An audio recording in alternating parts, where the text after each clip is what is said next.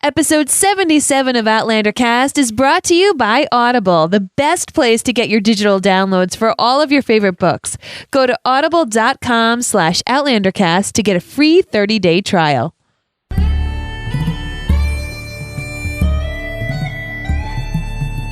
All the way from Cranston, Rhode Island, welcome to Outlander Cast. It's a podcast dedicated to the show Outlander on Stars. Sing me a song of a lass that is gone. Say, could that lass be I? Mary of soul, she sailed on a day over the sea to sky.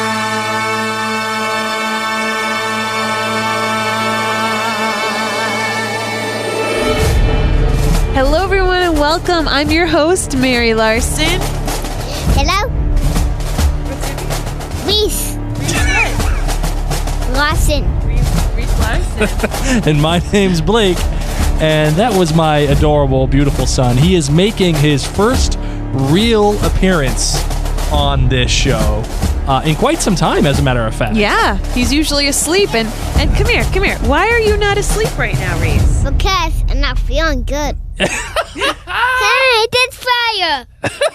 It's not Not fire. fire. Reese, can you tell everyone what holiday did we just celebrate? Was it Valentine's Day? Yeah. Say Happy Valentine's Day. Happy Valentine's Day. And what do you say to Mama on Valentine's Day? What do you say to me? What do Happy you, Valentine's Day. do you say I love you? I love you. That's right. Whoop, you're dropping things. So today's episode is all about, here, you can borrow this, is all about the love languages. And, we love our son. We love our son dearly, and he's not sleeping. So we're just going to record with him on Stars. Say Outlander on Stars. Outlander on Stars. Good boy. Good job. That's my boy. I'm proud of him. He's a young podcaster in the making right there. You got to wait for the music, kiddo. They come at different segments. We chat most of the time. So you might fall asleep by the end of this, kiddo. Let's hope. Let's hope he falls asleep. I know. So before we bore you to death with our son, I think we should definitely talk about the 5 love languages of Outlander. And this was actually a post written by the intrepid Janet Reynolds, our associate editor for the Outlander Cast blog. She created all this, and we thought this was such a great time because it's Valentine's Day, and I love my darling, beautiful bride here in front of me. She's the best thing that's ever happened to me, and we were having this discussion You can about hear Daddy? yes, you Do can you hear love me, Daddy? Yeah. and we were having this discussion I about. can hear you, Daddy. I know you can about love languages. And what our love languages are, and what do we like, and then we were reading the post, and we said, oh, this is totally really cool episode for Outlander, because we're going to discuss the love languages between the couples that we have noticed.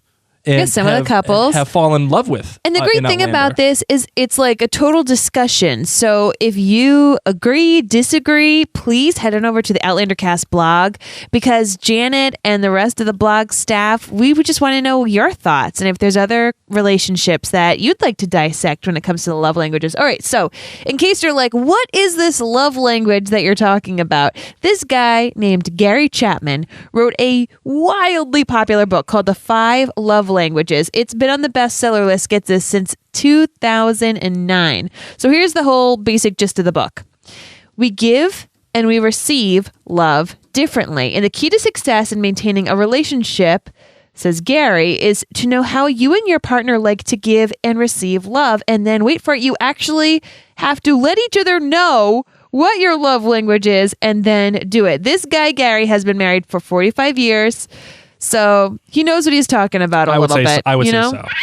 Hey, that was abrasive. So, I mean, the whole idea is that love isn't just love. Like, there's different languages of love. There's different ways to express love. So here are the 5 different ones that Gary has marked off. Gift giving, pretty self-explanatory. Quality time, words of affirmation, acts of service or devotion, and physical touch. I know you can hear me. Reese, how do you like to show love? Do you like gifts, or do you like to say I love you? Gifts. Yeah, I know Yeah, you we- like I gifts. We figured know that. that one. My love, what exactly? The big question here is, Yes. what exactly is your love language? My love language. So there's two different ones. There's the way that you like to give it and the way that you like to receive it. So my number one is acts of service or devotion. So if someone does something for me, goes out of their way, does something to help me, that is huge, huge, huge. And then my second one would be quality time. I really love quality time. In the way that I give love, I definitely think acts of service as well, but I really am a huge words of affirmation. I love praising people and letting people know that I care about them verbally or even through text. How about you, Blake? Okay, well, I could pretty much guarantee that the way that I want love is via physical touch. I'm that kind of person. I want that. And I kind of want words of affirmation too. So we kind of meld in that way. Yep. But the way that I give love is definitely gift giving and physical touch. Those two, for some reason, I don't know why. It just tickles my fancy. We'll put it that way. Awesome. So, my love, now we don't have to keep talking about us. Now you know way more about us than anybody ever actually intended. What do you say we get into the rest of the episode and actually discuss the reason why we're here, which is the whole point of Outlander and the 5 Languages of Love, as again written by Janet Reynolds, our intrepid associate editor.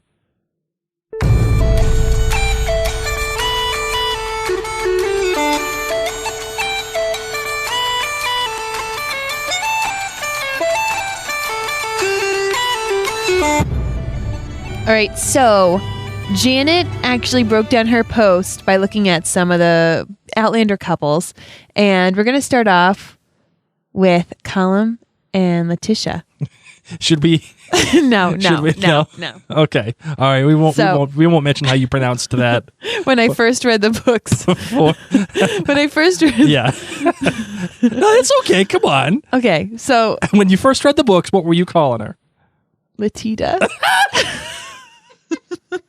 Reese is laughing and he doesn't even know why. Yeah, Blake loves seeing this name written because he's like, "Oh, Mary, do you remember? Do you remember what you called that character Latita. before you listened to the audiobook?" And then we were like, "No, honey, no, that's Letitia." I just don't know how to read. All right. Well, let's hear about Colum and Letitia. Okay. Colum is clearly an acts of service kind of guy, followed probably by words of affirmation. We see that in everything from the annual fealty oaths, and the clan members must give to his anger when he feels as if people who matter to him haven't done the right thing. Remember his rage when he discovered Dougal was collecting money for the Jacobite rebellion behind his back? Yes. Or Colum's anger when he discovered Jaime had married a Sassenach, undermining his plan, at least initially, to have Jaime take over the clan until Hamish was of age. Do you remember this, my darling? Yes. You know what just sucks? You don't really get to see a ton of love from Colum. Yeah. Love. So now now we're talking about essentially what the definition of love language is. Are we Yep. talking love like I want to bang love, or are we talking like you're my people and I love you? I'm thinking the broad sense, and that's why I agree that acts of service would definitely be Colum. You know what I mean? Like, Right. are you being honest with me? Are you doing things to please me? Are you standing to your oath? So I totally agree that acts of service would be Colum's number one. And Letitia, of course. What otherwise known as do it. Latita is a bit more unknown. She and Colum seem to have a good working relationship. You can't really see Kind of like House of Cards. Yes, she certainly gets the need to show him acts of devotion. We all know, had sex with his brother so that Colum could have the heir that he needs for his clan stability. I mean, how crazy is that? Yeah. Not only did it's not like she got to have sex with Jaime. Like, oh man, guess I'm gonna have to take one for the team. Like, Twist my arm, will ya? granted, Dougal, Dougal is something else, but Dougal's It was a little hey, crazy. Guess who you have to have sex with? Dougal. I mean, Right? Come on. his physique, And who knows, but he's just he's in crazy. Shape. He is in shape. I'd be like, let's make this very, very. Here's a side note. Do bald-headed guys turn you on? Do you like bald heads? Or are you not a bald head person? I don't know. You don't know. Because I have a You have a thick, great full- head of hair. I do. It's probably like my one redeeming quality. You have many. So anyway, she obviously does these acts of service and is devoted because she sleeps with her husband's brother just to get an heir. But what makes her tick emotionally, Janet says that she's going to say that Letitia needs acts of devotion as well, and maybe words of affirmation as her secondary. So they're a pretty good match, you know, and that's why they are such a great working relationship. Now, can we please go to one of my favorite couples Yes, of season we can. 2? Yes, we Oh can. my gosh. Suzette and Murtaugh. Oh boy! Now I'm just gonna throw this out there. Yep. They're both a physical touch person. In your opinion? In my opinion, they're both a physical touch person. Yes, you can disagree with Janet because say hi. Hi. You want to sing love? Love, love, love. Good boy. Nice job. So, Suzette and Murtaugh, tell me about Janet's point of view with Murtaugh, and then we can discuss. Okay, well, Murtaugh is clearly an acts of devotion man. Now, okay, what kind of devotion was he showing to Suzette? Okay, well, this is a list of how he shows love, according to Janet. From killing a boar with a knife for the woman he loved to his many acts for Jamie is long and impressive. Because remind you, Murtaugh had some love for Suzette. Right, he did. Okay, so we're just trying to understand Murtaugh's love language. And am I wrong in saying that he was in love with Jamie's mom? You are totally right. Okay, good. Look at you remembering. I do remember that. It's because I'm awesome. That's the thing. You show watcher. He's also a man of few, but often so on target words. So he is definitely not a words of affirmation person. Instead of Murtaugh's secondary love language is quality time, his entire life is devoted to helping and being with Jamie. With Suzette, he seems to value being with her whenever he can. And in that conversation with Claire, after she discovers the two of them in bed, he leaves to go to spend time with Suzette. See, here's the one thing. Is it time or is it quality time? Wink, wink. You know, is it more the physical touch? That's why I'm saying I think it's this is more of a physical kind of thing. Yeah. I Okay. feel like he's into hand holding and such. I totally agree, though, that devotion is number one because, gosh, he's just taking care of Jamie. He's And- taking care of Jamie, because he loves Jamie. And, I believe Yes. love is for all different types of people, not just the person that you are physically. Frozen taught us that. Frozen did. Yes. Hey, Reese, can you sing "Let It Go"? Let it go, let it go. Can't hold me back anymore. Let it go. Can never see me cry. Here I stand in a light of sin. Oh, good boy. Idina Menzel, watch out. Reese Lasson is coming. Okay, so Suzette is like Letitia, a bit of a mystery. No. Like who? Latita. Okay, just throwing that out She's there. a servant who literally makes a living through acts of service. Okay, that is what she does for her job. Mind you, she's always doing it smiling. That's Really true. proud. Happy worker. But that's not love. Instead, Janet thinks physical touch is her primary love language, and it's not just because she and Murtaugh start their relationship by tumbling into bed. She fusses with him when he's dressing for the robbery. Do you remember? Really taking care of him. Oh, yes. I'm going to be touching you and helping you get ready, and this isn't even a totally sexual thing. This is just because I love to show you love while touching you. Okay. And pecks him on the cheek and affectionately touches him whenever they meet up. So touching definitely matters to this woman. I loved this relationship. I loved that they had it in the television show. Yeah, I thought it was cute. It was so cute And it was good for Murtaugh to have that. to have a little action. Have a little action. And because, the funny thing is because they brought him a little action, it made me feel like Murtaugh wasn't long for this world. Yes. Because usually when they introduce a kind of oddball relationship in television and it just comes out of nowhere, that usually means, all right, that's it, killing time. Oh, well, speaking of which, Alex and Mary, they're next. Oh, ruh-roh. Okay, so Alex is clearly all about the acts of devotion. He watches over Mary after she's been raped, and in what has to be that act of devotion to beat all acts of devotion, he ensures that she and their unborn child will be protected by his brother's fortune and place in society after he is dead by arranging Mary's marriage to one Blackjack Randall. So could one kind of think that Alex's secondary love language maybe could have been physical touch, since he and Mary did the deed? Well, I think all of these couples did the deed, and thereby they all want physical touch. This was a little racy, okay? That Alex and Mary had sex. Oh, premarital sex. That's what I'm getting at. Okay. Like, it's not like you're Suzanne Murtaugh, like, whatevs, this is what we do. This is little prim and proper Mary. It's not like some little random millennial, running around Cambridge, or whatever. I don't know. I mean, this was very different. This was a very different situation. Yeah, I could get on board with that. But I also could see him as the words, like using his words, his words of affirmation. Like, I could totally picture him, scrawling all these love letters and being so eloquent and writing poetry and all that kind of stuff. I feel like Alex would be a hipster today. And like, he's like all into that. Like he'd be one of those really emotionally touched guys that's like super sensitive and like cries every 5 minutes because of whatever. That's what I feel like. He'd have like a beautiful Instagram feed of flat lays and like lattes. Yeah. Lattes all the like pretty lattes with the swirls. That would totally be Alex. Okay, so for Mary, words of affirmation seem to be her primary love language. Their relationship begins with talking and is built on talking and writing to each other. He supports me, she tells Claire defiantly when they accidentally meet up at the apothecary shop. So their love is seeded by words, by Mary feeling that she has finally, literally found someone she can talk to. Yeah, okay, yep. So Janet believes that her secondary love language is acts of devotion, which is one reason she and Alex likely work so well together in their short relationship.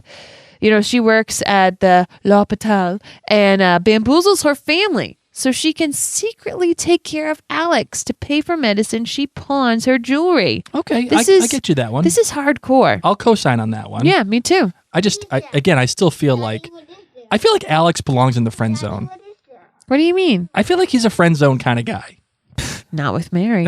Apparently not. And that's what I like. It's like friend zone people deserve relationships too. I was a friend zone person. Oh, I was the biggest friend zone person. That's why we were meant to be. It's me and Ryan Reynolds. You know what I hated? When I was in high school, Yep. people always told me, Mary, you're going to be a great college girlfriend. Like, you're going to Really? be a great college girlfriend. I was like, why? And they're like, just because you're like so easygoing. Like, high school girls, they're all about like, oh, look at me. I have to like be so perfect in makeup and drama. And I was like, are you saying I'm not pretty because I don't really care about doing my makeup that much? I'm busy. I'm a band girl who plays volleyball. Leave me alone. But they're like, no, you're just so chill. Like, you're going to be a great college girlfriend. That's why you don't have a boyfriend. And I was like, oh, okay. All right. And then when I was in college, you want to know what they said? What? Mary, you're going to be like a great girlfriend in real life because you're not into like drama and you're not worried about like getting wasted at parties. Like, you don't do this kind of stuff. Like, you're like kind of grown up. You're going to be a great real life girlfriend. You're just a major nerd. And I was like, great. Thanks. Thank you. Permanent friend zone until I got hitched. Anyway, let's move on to one of my favorite characters. Now, this is I think this might be my favorite Couple? relationship Yeah? out of all of Outlander so far. Really? Yeah, I think so. I mean, Tell me. although, of course, I do love Claire and Frank. But Stop. I do. What do you want me to tell you? I'm I Team want Frank. to vomit. I want to vomit. I'm Team Frank. Gagging. He cares for Claire in a way that Just not a lot of men do. Just, you know what? Now that we have to wait till September, I can't even hold my tongue. I can appreciate. I mean, I just rewatched episode 1, season 1, having fun in Castle Leoch and just rolling around in the bed. Mm-hmm. There is a little something there, but let's just get to this beautiful relationship. Ian and Jenny Murray. Yes. I really love this relationship. This one feels real. I to can me. get behind you on this. Because they talk about being stubborn and grabbing people by the horns and bulls, and like they just get each other like through the thick and the thin, good things and bad. they love each other and like they're there for each other, right? So like the other Outlander men, Ian's primary love language, according to Janet, is acts of devotion. He and Jamie got whipped together as young boys and fought side by side in France. No wonder he responds so deeply to Jenny's refusal to let him die when his leg is amputated. She is speaking his love language loud and clear. That's because Jenny, too, shows love through her actions. She puts her body on the line when her brother is whipped by Blackjack Randall. She gets on a horse hours after giving birth and throws herself in front of a British soldier's horse and brands said soldier during her mission to save Jamie when he's on his way to Wentworth Prison, all the while manually expressing breast milk. I'm throwing that in No, there. I just can't get on the getting on a horse after having a baby Wow. This, without a donut, yep. without an inflatable donut. You know what Jenny is not? What? A good high school girlfriend. Not a good high school girlfriend. Correct. Not a good Correct. college girlfriend. Good real life girlfriend. Just Good- like my good beautiful wife. bride across the way Exactly. from me. I totally agree. Solid couple. Acts of devotion all the way. So both Jenny and Ian manage Lallybroch on their own during extremely trying times with no idea of where Jamie is or when/if he will ever return. what do you think is Jenny's secondary love language, Blake? And yet, when the lair does return, they step back, ready to assume their secondary place in castle life. Now, her secondary. I don't, What would you feel, man? I don't know. I'm not sure. I'm thinking quality time. I was just about to say that you ripped it out of my mouth. Yeah. And I say quality time because when Jenny originally met Claire, it was like she got massive bitch face. Like she was like pointed, like went all ghetto and was like, this wench over here, she don't talk unless spoken to. Okay. But after she got a chance to spend some quality time with Claire, Yep.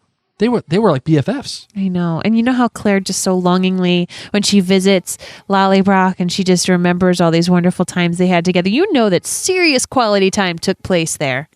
Right. Well, yes, I agree. And they certainly developed a great bond between each other. But speaking of bonds, I think the bond of all bonds is Jamie and Claire. But before we get to them, I thought you were just going to say James Bond. Anyway, before we get to them, we do want to remind you that this episode of Outlander Cast was made possible by Audible. Audible, of course, is offering our listeners a free audiobook with a 30-day trial membership. So just go on over to audible.com/OutlanderCast and browse the unmatched selection of audio programs. Download a title for free and start listening. It is that easy. Okay, so literally, guys, we now know that Outlander isn't coming back until September. That is a lot of time to go and listen to some of these audiobooks. So they have tons and tons and tons of books for your selection. I mean, I was just looking through this, and if you want to freshen up on Voyager, they've got Voyager, they have Jumps of Autumn. I mean, they have everything. All of these books. So no They even matter have where the you Lord are. John Gray series, I guess, too. And Yep. they had literally every book that Diana has ever written on audiobook. They even have the making of Outlander, which just, of course, came out the end of last year. So if you wanted to listen to that Right. one's only 5 hours. So we know that all of you like to listen to content. I mean, you're listening here to a podcast. So it's great because you can listen to a book while you're doing your everyday life, while you're driving, while you're going for a walk with your dog, while you're doing dishes. I listen to it in the car all the time. That's Right. when I listen to books because that's when I can like escape a little bit and I love it. So I just really want to make sure that you guys know, head on over to audible.com/OutlanderCast. You can start your free 30-day trial now. You can, gosh, just escape to a whole different world. I'll tell you, when I was driving, when I was preparing, you remember the History of Scotland episode that we did a Yeah. number of episodes back? If you haven't gotten a chance to do it, we did a history of the Jacobites. I was actually listening to an audiobook that I downloaded via our Outlander Cast handle. It was called Culloden, Scotland's Last Battle and the Forging of the British Empire. Ooh. And it was a great way to get me back into that. So even if you read all of the Outlander books and you're like you've read them multiple times and you're kind of sick of it by now, or They're not sick. but you really love the book and you don't want to do the audiobook. Or maybe they own the CDs already. Right. You can learn about Scotland and its history. I mean, there's a whole bunch of different things, like the Culloden one I just talked about. There's a book called The Hammer of the Scots, which is the legacy of Edward Longshanks, the conquest of Scotland. Remember Longshanks from Braveheart, the old king? There's books about Mary, Queen of Scots. There's a whole litany of books here that you can just learn about Scotland as you're driving and doing all that other stuff. The last one I actually listened to was The Girl on the Train. You know, the new movie that just came out with Emily Blunt. I loved that book. That was phenomenal. So seriously, guys, you can't make more time. You can't, but you can make the most of it. So turn your commute or your chores or your walk, whatever, your workout, anything, into something more with a free trial at Audible. You can go to audible.com/OutlanderCast to start now. So say we all. Preach. All right. So now we're back. We're back for the big finale of the best relationship, the relationship that these books are founded on, which is Jamie and Claire. Okay. So Jamie and Claire, like Ian and Jenny, Jamie and Claire speak the same love language in spades. And it is because of this that they unite so strongly and give each other, for the most part, what they need. In that sense, they are the perfect match. And while the marriage might have been arranged and a question of convenience initially, that Jamie and Claire speak as one is clear almost from their wedding night. Both of them show love through acts of devotion, with a physical touch as their secondary. I don't know about that one. I feel like physical touch is Just keep reading. okay. Claire literally lives her love language as a healer, constantly reaching out to help others. Her acts of devotion toward Jamie start before she even realizes it, as she helps reset his dislocated collarbone. He holds her on that horse, covering her in his plaid and offering her a dram of whiskey. Their love literally allows them to save each other repeatedly. So remember, in The Reckoning, Jamie takes on BJR with nothing more than an unloaded pistol in his bare hands. And then in The Devil's Mark, he takes on an entire mob. Claire braves Wentworth Prison to save Jamie, and later in the Abbey literally goes with him into the depths of his tortured soul to pull him back to life and love after he is raped and tortured by BJR. In season 2, Claire does the deed. I can't even say the word right now because my 3-year-old is right here with the king, and along the way ends up murdering the Comte to redeem the relationship, while Jamie offers for the second time the ultimate of devotion. He sends Claire, this time successfully, back to safety through the stone. So in some ways, physical touch is simply a variation of an act of devotion, an extension, if you will, as you give yourself to another and provide loving touches that you believe your partner will enjoy. And you know what? I'm just going to take a sidestep, that you see this so much, especially Jamie, pleasing Claire. It's not surprising then that Jamie and Claire unite here too. So just how closely are the two aligned is clear almost from their first kiss. Do you remember when Jamie said, "Does it ever stop, the wanting you?" The answer then and in the books is notably no. And in season 2, it's worth noting that Jamie and Claire spend much of the season at odds until they return home to Scotland. And season 2 also had no sex and very little intimacy. I mean, they did have the blue lit pregnancy sex. Yeah, okay. But it's just further proof of how things can go awry when a couple is not being true to their love needs. And I would say that their love needs and their love languages are really, I think, primarily physical touch. That's what you think. I do, because when Janet thinks it's devotion and Blake thinks it's physical. I get it. And the reason why I say that it's physical touch is because things do go awry so quickly when they aren't being physical with each other, right? You see that. We did have the blue lit sex scene, which was, by all accounts, not by all accounts, by my account, extremely hot. I will give you that. But when they're not being physical, they're just kind of falling apart a little bit here. And not until the end, when they finally find each other again and realize that they really do love each other, that's when he kind of sends her away and says, holy crap, we have to do this. So it's interesting because, Claire shows love and so does Jamie for not just their spouse. I think if you think of it outside of just the spousal love, Oh, definitely. Claire isn't super huggy.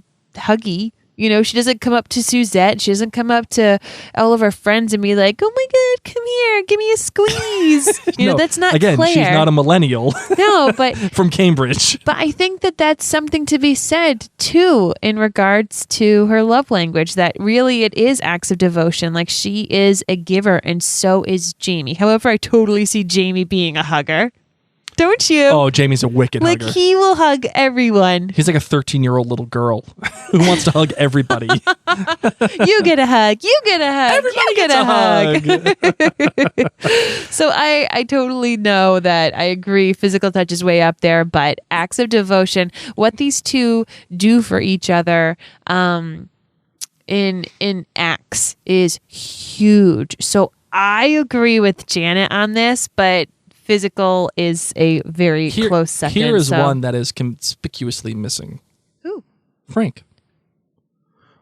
And again, I'm Team Frank here, so I Okay. gotta support my boy. Okay. So you're trying to figure out what Frank's love language is. Yes, and I've been going back and forth on this one because I knew I was going to bring this one up, and here's the thing. I say it's quality time. I say it's quality time. Because Interesting. when he gets a chance to spend time with Claire so often, he falls madly in love with her and decides immediately, we're getting married.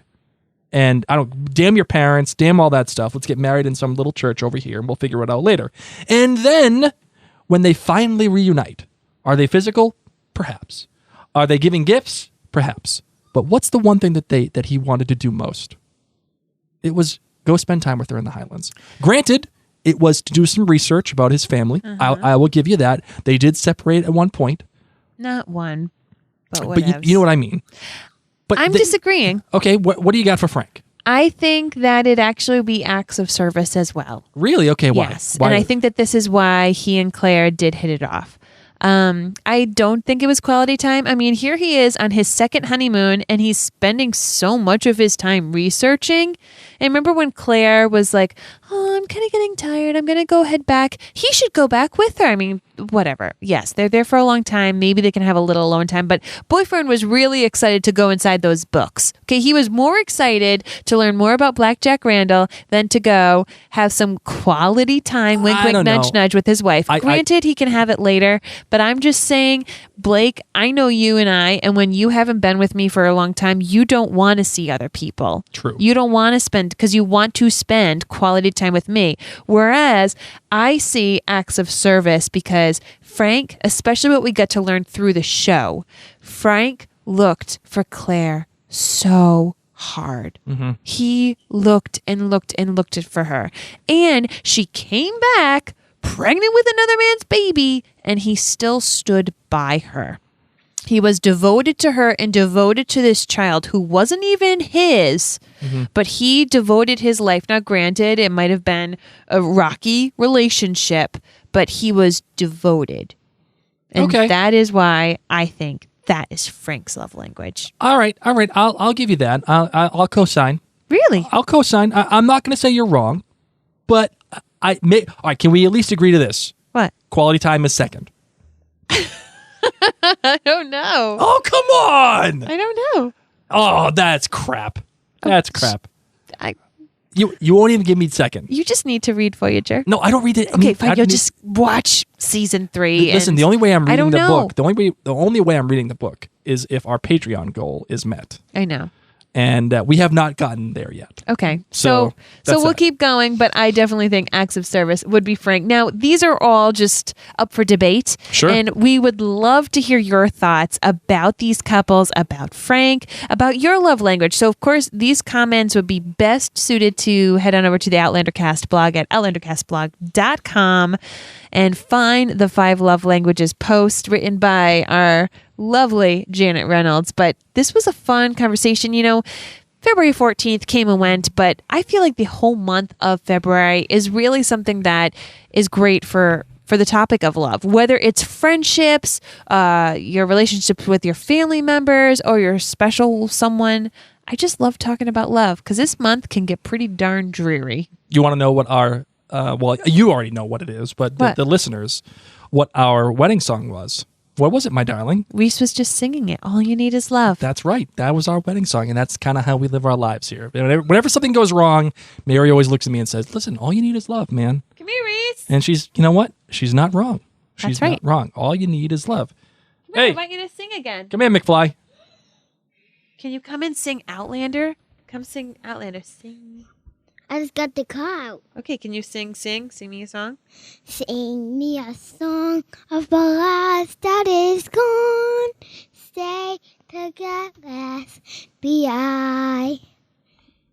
Got pretty good with some of those notes. You sing better than I can, I'll tell you that. You know, his range is expanding. I'm really excited. When they're 2, they can't really sing that well. Now that he's 3, he's got a few more notes in his pocket. So thank you for dealing with our son this very special episode. Hey, you know, he's one of my loves. Hey, come here. Do you like gifts or do you like when Mama says I love you? Gift. Yep. Yes. That's just about right. That is. That's what it is when you're 3. So, yeah, continue the conversation. We want to know, are you a fan of the 5 love languages? What do you think about the traits? And if you have anybody else that you think would be a good fit for this conversation, like Dougal. Does Dougal have Dougal has a love. He's got love for he's got Galus, man. He's got Galus. What do you think? See, that man is an acts of service man. Yes. I think he's totally acts of Yes, service. he is. He's all about the cause. Yes. And look at that.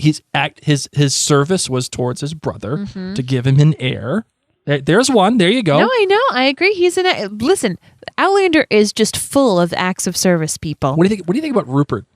What's Rupert love language, do you think? Oh, I wonder what it would be. I feel like it would be a devotion type deal. That's the same thing, acts of service.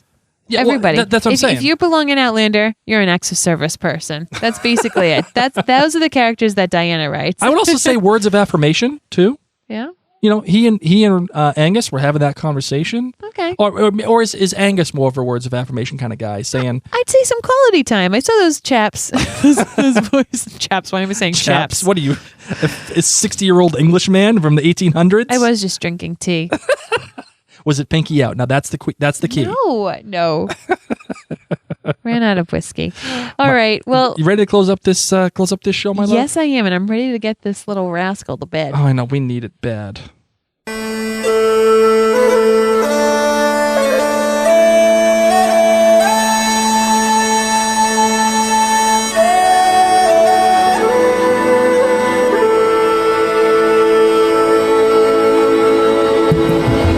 All right. We want to remind you all that we have a newsletter that you can sign up for on our website, and that way you get to know about all of the episodes and giveaways. And speaking of giveaways, we've got an awesome one. Droughtlander is here. It's going to be long, guys. We're not getting season 3 of Outlander until September. So now is the time to reread the books, listen to them on Audible, or watch seasons 1 and 2. And we have a great giveaway for season 2 Blu-ray. You can head on over to our Facebook page or to our website, outlandercast.com, to learn more about that giveaway.